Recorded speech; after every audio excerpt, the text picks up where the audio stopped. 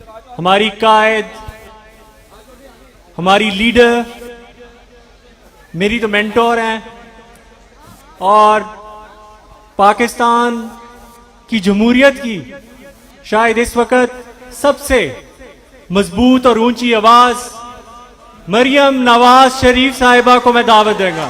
Thank you. जिंदा है तलबा, जिंदा है तलबा, जिंदा है तलबा। मेरे मुल्क के साथी, मेरे मुल्क के साथी, जिंदा है तलबा। तुम कुछ भी कर लो, तुम कुछ भी कर लो, गोली चलवा लो, गुंडों को बुला लो, जिंदा है तलबा, जिंदा है तलबा, जिंदा है तलबा। बिस्मिल्लाहिर्रहमानिर्रहीम। मेरे प्यारे नौजवानों, मेरे बच्चों, मेरे बेटों बेटियों, पाकिस्तान के नौजवानों, अस्सलाम वालेकुम। मैं आपको मोहम्मद नवाज शरीफ साहब की तरफ से, मुस्लिम लीग नून की तरफ से और मरियम नवाज शरीफ की तरफ से दिल की गहराइयों से आपको खुशामदीद कहती हूं।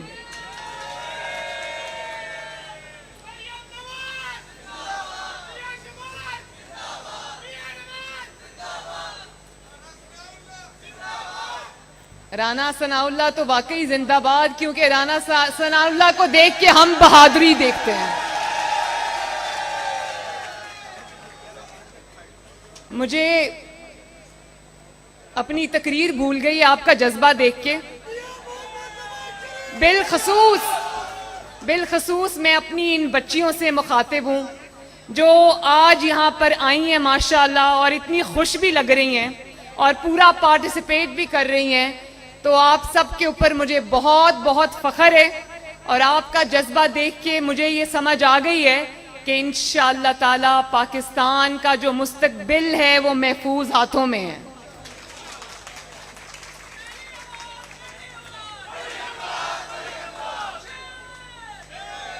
मेरे बच्चों, जो हमने लॉन्च किया मुस्लिम लीग नून का शेर जवान, मुझे ये बताने में बेहद खुशी महसूस हो रही है कि शेर जवान अभी हमने लॉन्च नहीं किया ऑफिशियली, आज लॉन्च हो रहा है, लेकिन शेर जवान का जो मुझे फीडबैक और जो रिस्पांस पूरे पाकिस्तान से आ रहा है वो ओवरवेलमिंग है बच्चों। माशाल्लाह, वेरी वेल डन। और आज मैं इन बच्चों से तो मुखातिब हूं जो यहां बैठे हुए हैं। मैं ये भी बता दूं कि मुझे हजारों तलबा इसमें शरीक होना चाहते थे, लेकिन मेरे पास बड़ी मजबूरी थी, मेरे पास जगह नहीं थी। मेरे पास ये मॉडल टाउन हेडक्वार्टर्स का PMLN का सिर्फ ये लॉन था, और क्योंकि हमारे पे तो हमारी अपनी ज़मीन के दरवाजे इन्होंने बंद कर दिए हैं, तो जहां हम जाना चाहते हैं वो ग्राउंड के दरवाजे भी बंद हो जाते हैं, उनकी इजाज़त भी हमें नहीं मिलती, तो हमें इसी ग्राउंड में ये करना पड़ा। लेकिन ये कोई पहला लॉन्च नहीं है। इंशाअल्लाह मेरी पूरी कोशिश होगी कि मैं सब सूबों के अंदर जाके इस तहरीक को लॉन्च करूं। कल मुझे KPK के स्टूडेंट्स का मुझे मैसेज आया, उन्होंने कहा कि आपने हमें नहीं बुलाया, उन्होंने शिकवा किया। तो मैंने उनसे ये वादा किया कि इंशाअल्लाह ताला मैं KPK आके खुद इस मूवमेंट को लॉन्च करूंगी।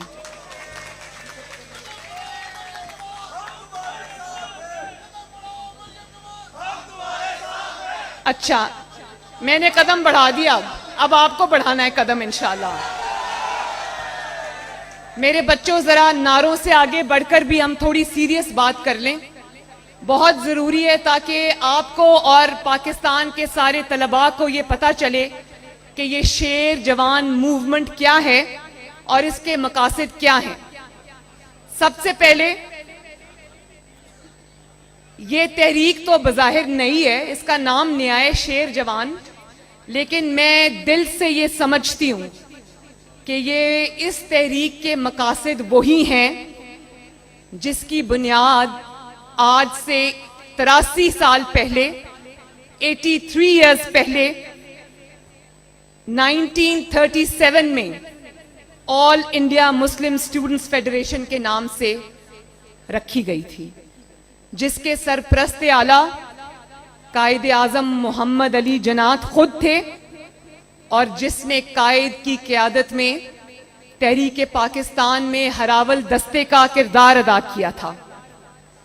मुझे अब वो याद आ रहा है, मैंने लिखा है वो 1937 में कलकत्ता में मुस्लिम नौजवानों से खिताब करते हुए कायद आजम ने फरमाया था कि नई नस्ल के नौजवानों, आप में से अक्सर इकबाल और जिना बनेंगे।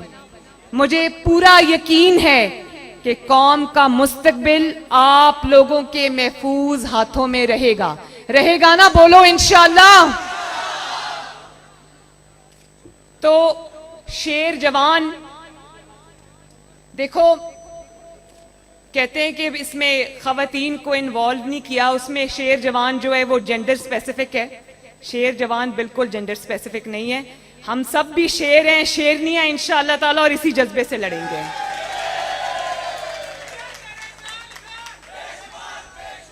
चलो नारे ठहर के लगाएंगे, पहले बात करेंगे ताकि आपको पता चले कि ये कितनी सीरियस जिम्मेदारी है आपके ऊपर, इस मुल्क की और इस कौम की।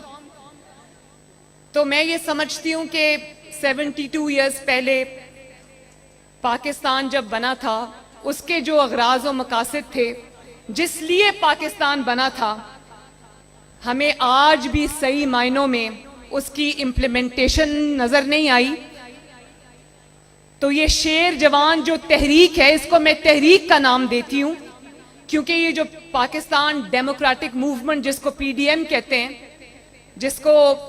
जिसकी आवाज मियां मोहम्मद नवाज शरीफ बने और उन्होंने वोट को इज्जत दो का नारा लगाया है, मैं उस पर भी बात करूंगी अभी। लेकिन शेर जवान जो है वो मेरे आप जैसे जो बहुत ही प्रॉमिसिंग पाकिस्तान के नौजवान हैं, उनको सियासी शऊर देने की तहरीक है। शेर जवान जो है वो आपके हकूक, मेरी जो बच्चियां यहां पे बैठी हैं, जो बच्चे यहां पे बैठे हैं, इनके हकूक का एहसास और शऊर बेदार करने की तहरीक है। पाकिस्तान के नौजवानों को पाकिस्तान के क़याम का मकसद याद दिलाने की तहरीक है। पाकिस्तान के नौजवानों को इकबाल का शाहीन बनाने की तहरीक है। आप सबको मादरे मिल्लत का पैगाम समझाने की तहरीक है। आप सबको आईन का मतलब समझाने की तहरीक है। पाकिस्तान के नौजवानों को जमहूरी निजाम पर एतमाद देने की तहरीक है। पाकिस्तान के नौजवानों को हाइब्रिड निजाम, जिसको आजकल हाइब्रिड हुकूमत कहते हैं ना, उसके खतरात समझाने की तहरीक है। पाकिस्तान के नौजवानों यानी कि मुस्तकबिल की क़यादत जो आप में से उठेगी इंशाअल्लाह, उसको तैयार करने की तहरीक है। आपकी जो उम्मीदें डगमगा रही हैं, ख्वाब जो टूट रहे हैं, ये उनको बिखरने से बचाने की, आपके ख्वाबों को जोड़ने और समेटने की तहरीक है। मेरे बच्चों, जानते हो ना कि गुलामी कितनी बड़ी सजा है? जानते हो गुलामी कितनी बड़ी सजा है?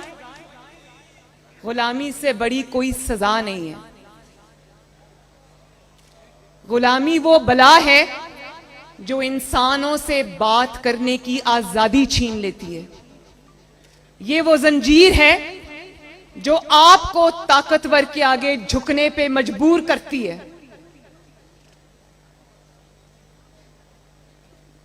गुलामी वो बला है जो आपको सर फेंक कर, आपको खौफ के अंदर मुब्तला करके भेड़ बकरियों की तरह हांके जाने पर मजबूर करती है। गुलामी वो पर्दा है जो हमारे जहनों पे डाल दिया जाता है ताकि हमें सच्चाई और हक का रास्ता नजर ना आए, ताकि आप गलत को गलत ना कह सकें, आप अपना हक ना मांग सकें, आप अपने हकूक पर खामोश हो जाएं। आपका हक, मेरे बच्चों बच्चियों, आपका हक आपको भीख की तरह दिया जाए, और आपको सिर्फ वही दिया जाए जो ताकतवर की मर्जी हो। कोई अपना हक मांगे, सवाल करे, तो उसको काले पानी की सजा सुना दी जाए। अभी मुझे याद है कि कुछ दिन पहले मैंने सोशल मीडिया पे देखा कि वो वाला सूबा बलोचिस्तान, पाकिस्तान का काबिले फख्र सूबा, जिसमें सुई के मकाम से अरबों रुपए की गैस पूरे पाकिस्तान को सप्लाई होती है, और उसी बलोचिस्तान में जहां पंजाब के अंदर उनको पीएमएलएन की हुकूमत ने स्कॉलरशिप्स दिए थे, सिर्फ 600 स्कॉलरशिप्स मेरे बच्चों, 600 स्कॉलरशिप्स भी उनसे छीन लिए गए। और वो 12 दिन से बच्चे सड़कों पे रुल रहे थे, अपने घरों को छोड़ के आए थे, अच्छे घरों के बच्चे थे, आप ही जैसे बच्चे थे वो। जब मैंने सोशल मीडिया पे उनकी तस्वीरें देखी तो मुझे इतनी तकलीफ हुई कि मैंने रात को ये फैसला किया कि मैं सुबह उनके पास जाऊंगी। 12 दिन वो बच्चे लॉन्ग मार्च करते रहे, पैदल सड़कों पे रुलते रहे। इस हुकूमत में से किसी को इतनी तौफीक नहीं हुई कि उन बच्चों को जाके पूछे और कहें कि आपका क्या मसला है। जब मैं उन बच्चों के पास गई तो मैं हल्फन आपको ये बात बताती हूं कि उनकी आंखें ना सो सकने की वजह से, घर से दरबदर होने की वजह से लाल थीं, उनके बाल और उनके चेहरे गद से अटे पड़े थे। अपने घरों से माओं के बच्चे 12-12, 14-14 दिन से निकले हुए थे, लेकिन उनकी आवाज कोई सुनने नहीं आया। तो मैं ये, अगर आपका हक भी आपको भीख की तरह दिया जाएगा और आपके साथ ये सलूक होगा, तो ये चीज ना नवाज शरीफ को मंजूर है, ना मरियम नवाज को मंजूर है। और मेरे बच्चों, हम गुलामी की बात कर रहे थे ना। गुलामी वो होती है जब कराची में सिंध के आईजी को अगवा कर लिया जाता है और उसको घंटों हब्से बेजा में रखा जाता है, उसके फोन उससे ले लिए जाते हैं और उसको कहा जाता है कि कैप्टन सफदर को गिरफ्तार करो। वो कहता है मैं नहीं कर सकता, मुझे इजाजत नहीं है। तो उसको कहा जाता है कि तुम यहां से नहीं जा सकते जब तक तुम गिरफ्तारी के ऑर्डर्स पे दस्तखत ना करो। और गुलामी ये होती है, ये मेरी जो बच्चियां यहां बैठी हैं ये समझेंगी इस बात को, कि मैं सुबह 6:30 बजे 6 बजे अपने कमरे में सोई हूं और मेरा दरवाजा तोड़ के ये कमरे के अंदर आ गए। क्या रियासत अपनी बेटियों बहनों के साथ ये सलूक करती है? और अगर हमने इस पे आवाज ना उठाई मेरे बच्चों, मेरी बच्चियों, तो ये पाकिस्तान के हर घर में यही चीज पहुंचेगी, फिर आपको बचाने वाला कोई नहीं होगा। इसलिए हमें इस पे के खिलाफ आवाज उठानी है। मुझे बताओ कि पुलिस क्या कोई कमतर मखलूक है? आपकी वो दिन रात खिदमत करते हैं, क्या पुलिस वाले इंसान नहीं होते? क्या काली वर्दी जो सिंध की पुलिस की है, क्या वो कमतर वर्दी है? मुझे बताओ, हाथ उठा के मुझे बताओ, क्या पुलिस की वर्दी कमतर वर्दी है? क्या पाकिस्तान हमने इसलिए हासिल किया था? पाकिस्तान बनाने वाले हमारे बुजुर्गों की सोच, माल और जान, इज्जत और आबरू की कुर्बानियां देने वाले हमारे बुजुर्ग, उनको जिस कुर्बानियों की शक्ल दी गई मेरे बच्चों, उसको आईने पाकिस्तान कहते हैं। मुझे ये बहुत लोग ये कहते हैं कि आप जब आइन की बात करती हैं आवाम से तो उनको समझ नहीं आती। मुझे बताओ मेरे बच्चों, आपको आइन की बात समझ आती है या नहीं आती? आइन जो है वो आपके हकूक की किताब है, कोई ऐसी चीज नहीं है जिसकी हमें समझ नहीं आती। वो आपके हकूक की किताब है। उस किताब में लिखा है कि पाकिस्तान में क्या होगा। उस किताब में लिखा है कि पाकिस्तान में क्या नहीं होगा। उस किताब में लिखा है कि किसका क्या हक है। उस किताब में लिखा है किसका हक क्या नहीं है। आईन की किताब में लिखा है कि किसने क्या काम करना है, और आईन ही की किताब में लिखा है कि किसका क्या काम नहीं है। देख लो, गौर से देखो मेरे बच्चों, मेरे नौजवानों, मेरे बेटों, मेरे बेटियों, पाकिस्तान के मेहमानों, गौर से देखो और फिर बताओ। आईन की किताब पढ़ो और फिर देखो कि नवाज शरीफ के मुतालबात क्या हैं। अगर आप लोग पढ़े लिखे हो, उर्दू भी पढ़ते हो, समझते हो, इंग्लिश भी पढ़ते हो, समझते हो, अगर मेरे बच्चों नवाज शरीफ का एक भी मुतालबा आईन से मुतसादिम है, तो ना नवाज शरीफ का साथ देना, ना मरियम नवाज का साथ देना।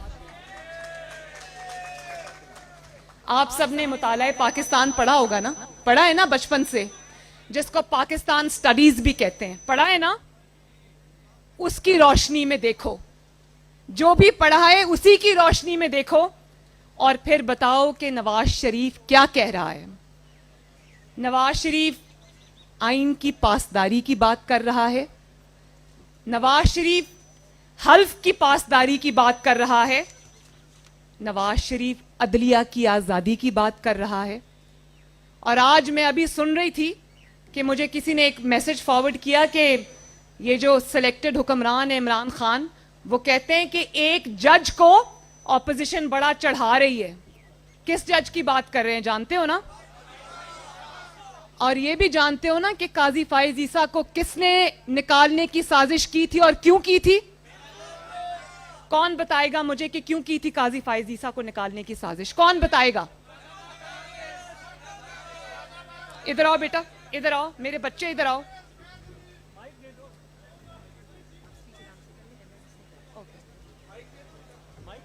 नहीं नहीं, मेरे पास आओ, मेरा माइक शेयर करो, आजो आजो।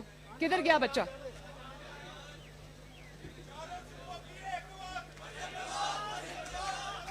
हम सब चारों सूबों की आवाज है। इधर आओ बेटा। अब मुझे बताओ, इसमें आपका रिप्रेजेंटेटिव यहां खड़ा है, मैं उससे पूछना चाहती हूं कि क्या आप सब लोग ये जानते हो कि काजी फाइज ईसा को किसने निकालने की साजिश की और क्यों की? करो बेटा बात करो। जी मैम, जैसा कि आप बता रही थी कि काजी फाइज ईसा को किसने निकाला और किस वजह से निकाला, ये हमें बिल्कुल बाखूबी पता है।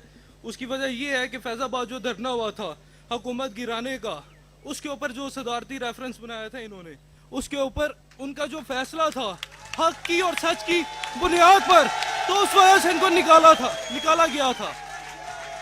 शाबाश, थैंक यू, मुझे खुशी है।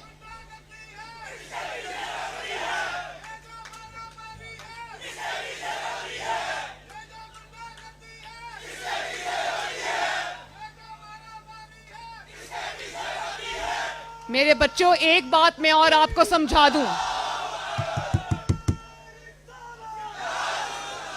मैं एक बात और आपको समझा दूं कि हमने वर्दी के ऊपर इल्जाम नहीं लगाना। ये वो वाली वर्दी है, मेरे फौजियों की वो वाली वर्दी है जो सियाचिन में हमारी हिफाजत करते हुए शहीद होते हैं, और जिनकी माएं, बहनें, बेटियां, बच्चे जब वो वर्दी को उनको दफनाने के लिए आते हैं तो वो खून में आलूद वर्दियां होती हैं। हमने वर्दी के ऊपर इल्जाम नहीं लगाना, हमने पहचानना है कि उस वर्दी को दागदार करने वाले 2 या 3 किरदार कौन से हैं, और उन किरदारों को फिर हमने वर्दी की आड़ नहीं लेने देनी।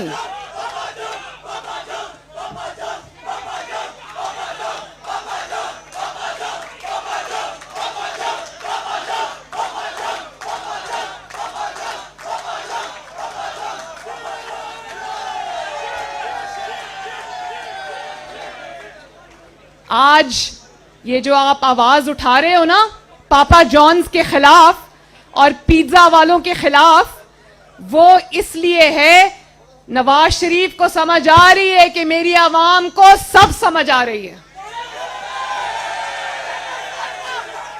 और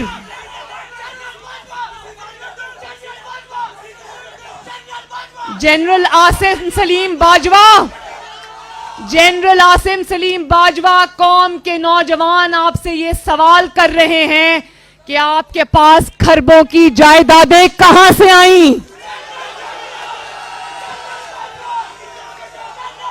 जनरल आसिम सलीम बाजवा साहब, कौम ये जानना चाहती है कि आप एक नौकरी पेशा होने के बावजूद खरबों की पाकिस्तान पूरी दुनिया में फैली हुई जायदादें कैसे बना गए।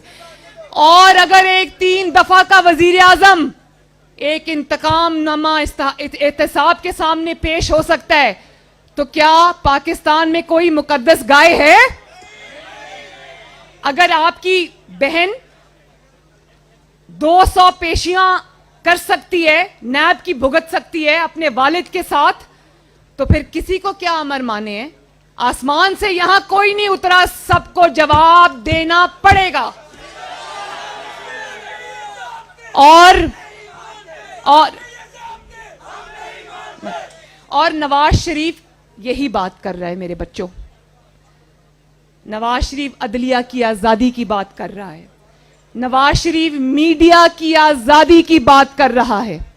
और आप देख रहे हो ना मीडिया को, कि मीडिया को एक चीज फीड की जाती है और उसके बाद पूरे मीडिया को मजबूर कर दिया जाता है कि वही रटा रटाया सबक आपके सामने पढ़ दे।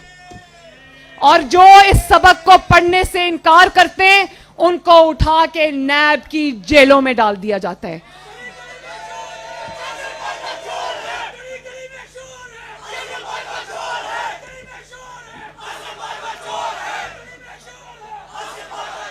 और नवाज शरीफ और क्या बात कर रहा है? नवाज शरीफ कहता है कि पाकिस्तान की जो सबज किताब है आइन की, इसको जूतों के नीचे रोंदने वालों को सजा दो, उनको निशाने इबरत बनाओ, ताकि मुल्क के अंदर मुशर्रफ जैसे दोबारा पैदा ना हो सके। नवाज शरीफ कहते हैं कि अवाम का मैंडेट चोरी करने वालों को कटहरे में खड़ा करो, आपके कटहरे में खड़ा करो, ताकि आप उससे सवाल पूछें कि हमारा वोट चोरी करने की जुर्रत किसको हुई? पूछोगे ये सवाल? या आपको मंजूर है कि आप वोट किसी और को दो, निकले किसी और के सामने? और वोट को इज्जत दो मेरे बच्चों सिर्फ एक नारा नहीं है। वोट को इज्जत दो का मतलब मैं आपको समझाती हूं, जरा गौर से सुनना। जब वोट को इज्जत मिलती है मेरे नौजवानों, तो आपको लैपटॉप्स मिलते हैं, आपको स्कॉलरशिप्स मिलते हैं, आपको वज़ाइफ मिलते हैं, आपको आपके जो गरीब तलबा हैं आप में से उनकी फीस की अदायगी हुकूमत अपने जिम्मा लेती है। आपके लिए नए स्कूल्स और कॉलेजेस बनते हैं। पंजाब में कितने नए स्कूल्स और कॉलेजेस और यूनिवर्सिटीज बनी, आप लोग इसके गवाह हो ना। शहबाज शरीफ के दौर में गवाह हो ना। इंटर्नशिप्स मिलती हैं, पेड इंटर्नशिप्स मिलती हैं, यूथ लोन्स मिलते हैं, ताकि आपको दर बदर के धक्के ना खाने पड़े और नौकरियों के लिए अपना पूरा जिंदगी खराब ना करनी पड़े। जब वोट को इज्जत मिलती है मेरे बच्चों, तो 22-22 घंटे की लोड शेडिंग 0 पे आ जाती है। जब वोट को इज्जत मिलती है तो जगह जगह, गली गली, मोहल्ले मोहल्ले, शहर में होने वाले बम धमाके खत्म हो जाते हैं। जब वोट को इज्जत मिलती है तो हर रोज आपकी खुद मुख्तारी पर होने वाले ड्रोन अटैक्स खत्म हो जाते हैं। और दुश्मन, पाकिस्तान का दुश्मन खुद चल के आपकी सरजमीन पर आता है, बस में बैठ के आता है, आपके वजीर आजम के घर आता है और वहां जाता है मीनारे पाकिस्तान, और 72 साल से जो उसने पाकिस्तान को तस्लीम नहीं किया, वो मीनारे पाकिस्तान पे खड़ा होकर आपके वजूद को तस्लीम करता है।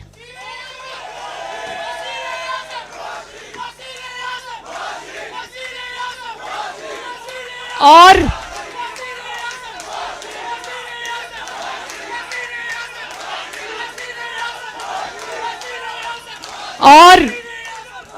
जब वोट को इज्जत मिलती है तो महंगाई 45 इयर्स की लोएस्ट पे आ जाती है। जीडीपी रेट 2.7 से या 1.7 से बढ़ के 5.7 पे जाता है और 6% उसकी ग्रोथ के चांसेस होते हैं। मोटरवेज का जाल बिछता है, सड़कों का जाल बिछता है, मेट्रो बस बनती है, ऑरेंज लाइन बनती है, सनतें बनती हैं और पाकिस्तान में $60 अरब का सी पैक आता है और पाकिस्तान फैटिफ से ग्रे लिस्ट से निकल आता है। और जब मेरे बच्चों वोट को इज्जत नहीं मिलती तो आपको लैपटॉप्स मिलने बंद हो जाते हैं, आपको वज़ाइफ मिलने बंद हो जाते हैं, आपकी यूनिवर्सिटीज और कॉलेजेस बनने बंद हो जाते हैं, आपकी तालीम का बजट आधे से भी कम रह जाता है, आपकी बैरून मुल्क मुफ्त तालीम का सिलसिला बंद हो जाता है, आपकी फीसें बढ़ जाती हैं, आपके घर में रोटी महंगी हो जाती है, चीनी महंगी हो जाती है, आटा महंगा हो जाता है, सेहत की सहूलियात बंद हो जाती हैं, मुफ्त दवाइयों की फराहमी बंद हो जाती है, बल्कि दवाइयों की फराहमी आवाम के लिए बंद हो जाती है।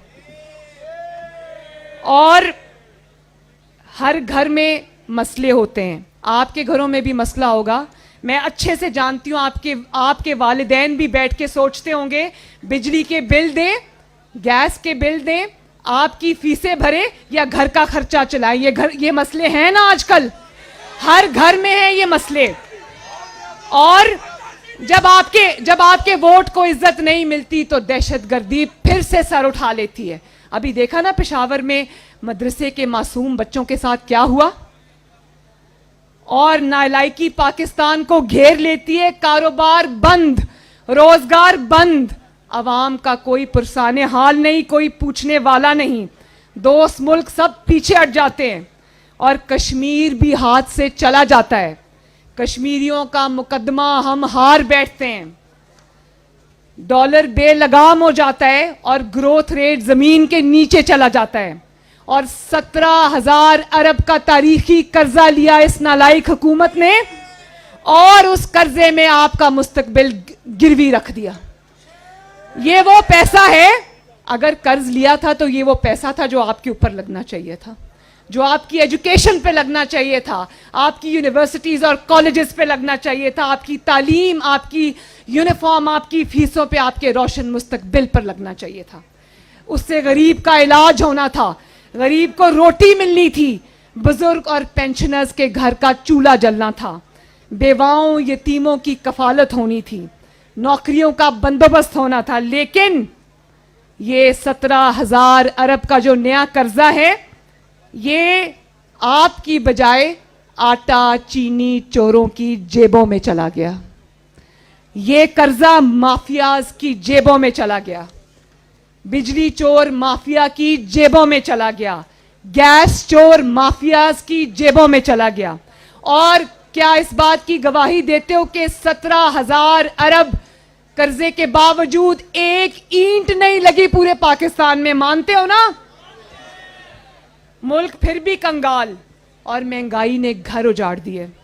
ये होता है जब आपका वोट चोरी होता है और जब एक अकल, तजर्बा और सलाहियत से आरी शख्स को उठाकर वजीर आजम की कुर्सी पे हमारे सरों पे मुसल्लत कर दिया जाता है।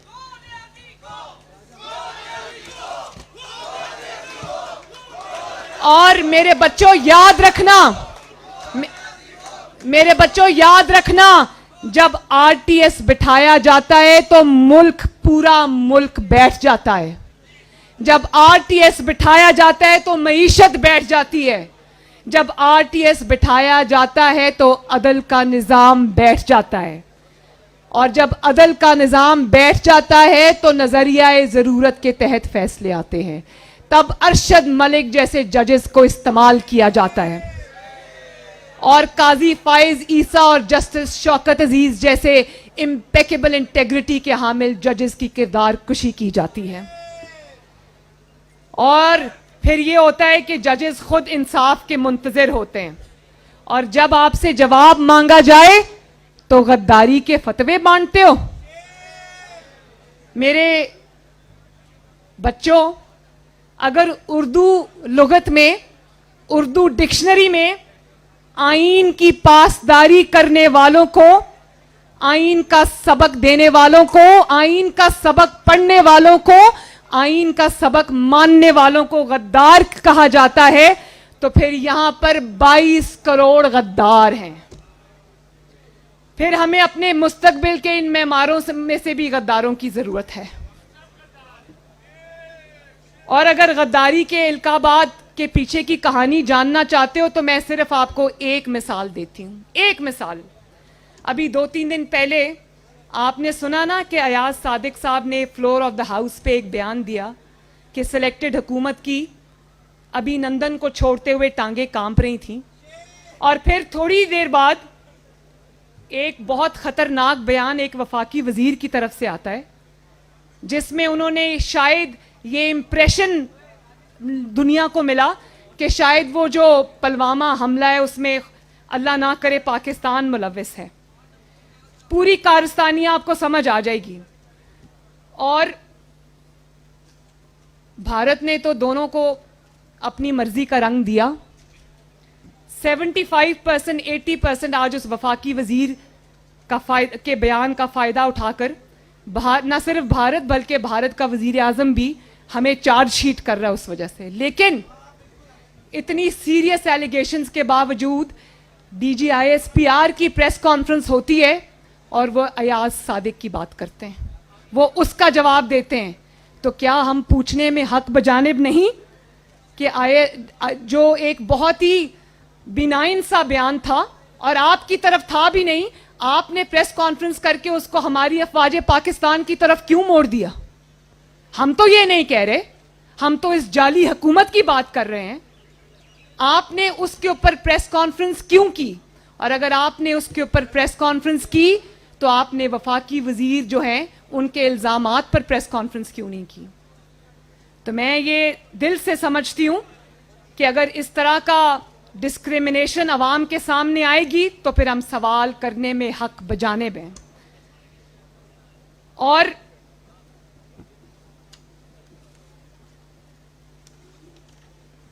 मैं ये दिल से समझती हूं कि जो DGISPR हैं वो एक प्रोफेशनल सोल्जर हैं, हमारे इदारे के स्पोक्स पर्सन हैं, उनको बहुत एहतियात से काम लेना चाहिए। आप इमरान खान और जो हुकूमत है वो तो उसको तो बहुत फ़ायदा है अगर इदारों को वो सियासत में घसीटे, उसको सूट करता है। लेकिन अफवाज पाकिस्तान को और इदारों को ये बात बिल्कुल सूट नहीं करती कि वो एक सियासी जमात के पीछे खड़े हुए नजर आएं। वो उतने हमारे भी हैं, उतने आपके भी हैं। तो ये डिस्क्रिमिनेशन नहीं होनी चाहिए, ये गलत बात है, ये गलत रवायत है और इससे अवाम और इदारों के दरमियान खलीज बढ़ती है। और फिर लोग कहने पे मजबूर हो जाते हैं कि जो इल्ज़ामात आप पर लगाए जा रहे हैं वो सच हैं। इससे दूरी इख्तियार करनी चाहिए, इसकी इस्लाह करनी चाहिए और इसके ऊपर जो है वो इसको दोबारा इस पॉलिसी पे नजरसानी करनी चाहिए। बाकी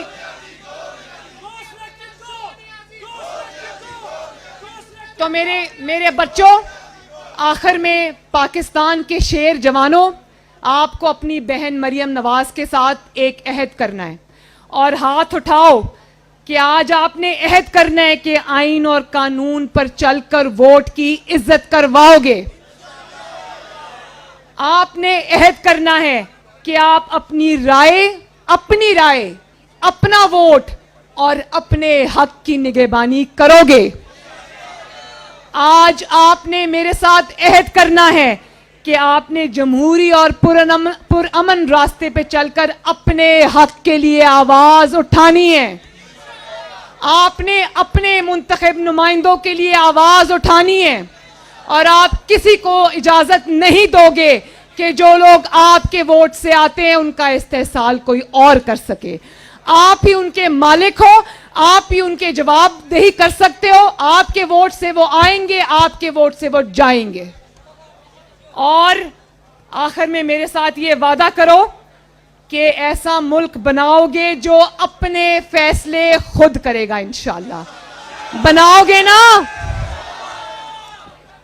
और जहां अल्लाह करे कि वो बहार उतरे मेरे नौजवानों, जिसे अंदेशाए जवाल ना हो। अल्लाह ताला आप सबका हामी और नासिर हो। शेर जवान जिंदाबाद, नवाज शरीफ जिंदाबाद, पाकिस्तान पाइंदाबाद। जीते रहो, सलामत रहो।